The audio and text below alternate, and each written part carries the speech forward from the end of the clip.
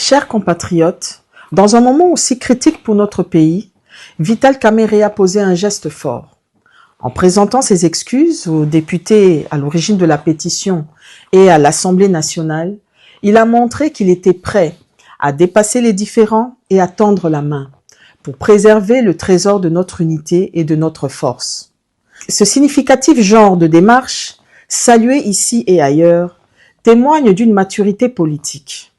Et dans le contexte actuel, marqué par des tensions sécuritaires et une menace réelle de la balkanisation, ce type de geste aurait pu ouvrir la voie à un dialogue constructif et une compréhension mutuelle. Mais, malgré cette main tendue, les députés et pétitionnaires ont maintenu leur initiative. Ils ont déposé leur requête. Cela relève de leur droit et nul ne saurait le contester dans un système démocratique républicain. Toutefois, ce choix, apparemment fondé, soulève de nombreuses interrogations au sein de l'opinion publique. En effet, beaucoup de Congolais et même les amis du Congo s'interrogent sur les tenants et les aboutissants. Ils craignent que cela fragilise nos institutions, nos alliances politiques et l'image même de notre démocratie et expose le pays au mépris et à la déconsidération à la face du monde qui nous regarde. Et pourtant, ce dont nous avons besoin aujourd'hui, c'est de rassemblement, de sérénité, d'un effort collectif pour préserver l'unité nationale et notre unité en tant qu'alliés, partenaires fiables, prêts à batailler à temps et à contre-temps, dans le respect des engagements, surmontant les épreuves et les humiliations avec courage et donnant la mesure de loyauté.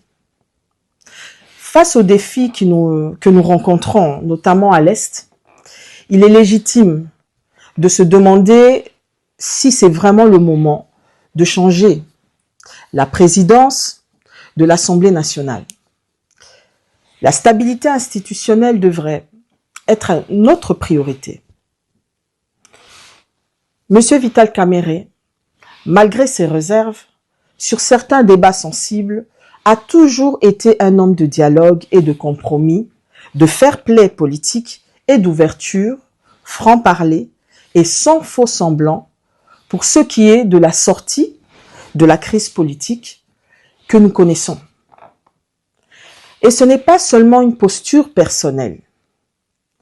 Le dialogue est aujourd'hui recommandé par toutes les instances qui suivent la situation du Congo, que ce soit à Kinshasa, à Addis Abeba, à New York, à la Maison Blanche, à Washington, à Doha, où les négociations sont en cours, le mécanisme de libération des prisonniers sous l'égide de la Croix-Rouge est mis en place pour instaurer les conditions de négociation et pour le dialogue.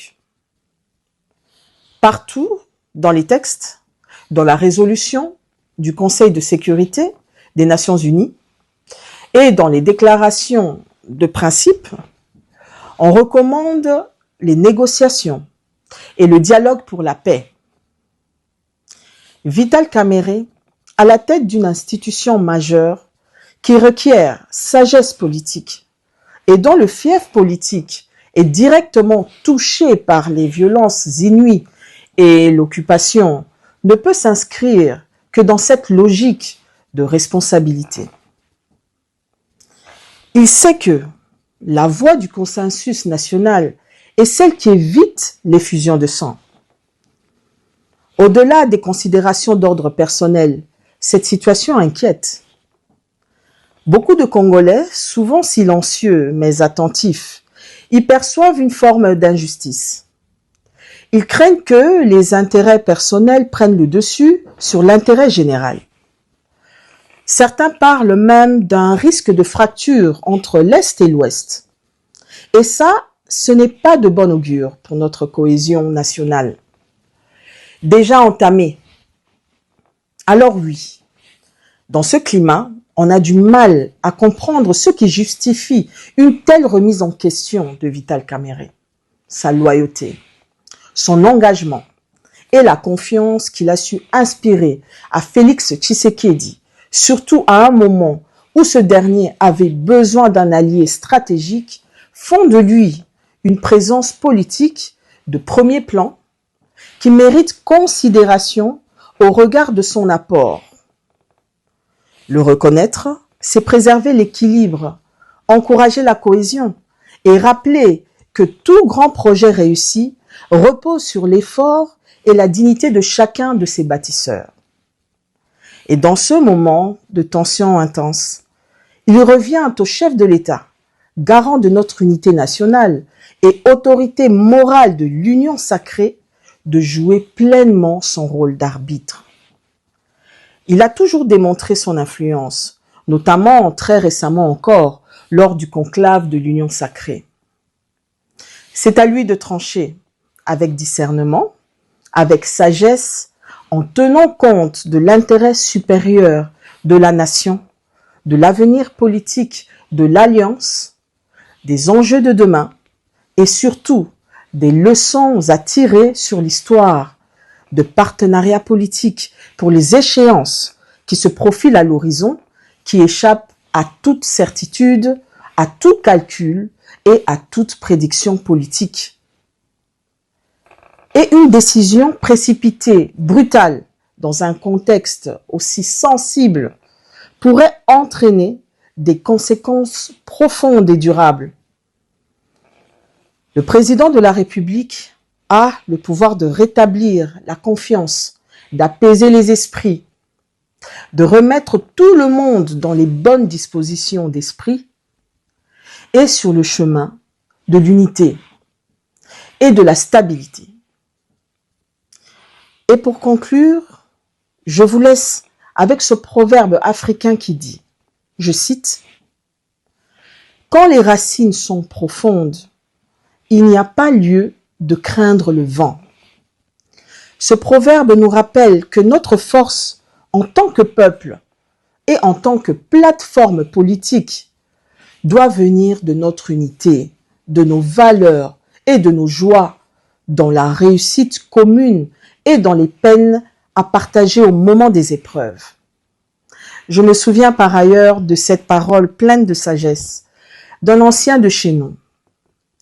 Il racontait ce jour mémorable où, après des années de suspicion, soupçons et des rivalités, plusieurs leaders s'étaient enfin salués, s'étaient pris dans les bras, main dans la main, devant le peuple. Ce jour-là, disait-il, même les rivières semblaient ralentir leur cours, comme si elles voulaient écouter, comme si elles voulaient les accompagner dans ce moment de réconciliation, de bon augure. Il y avait dans cet instant quelque chose de sacré, et c'est ce souffle-là, celui de la paix et de la grandeur, du dépassement et de l'unité que nous devrons offrir à notre nation aujourd'hui. Je vous remercie.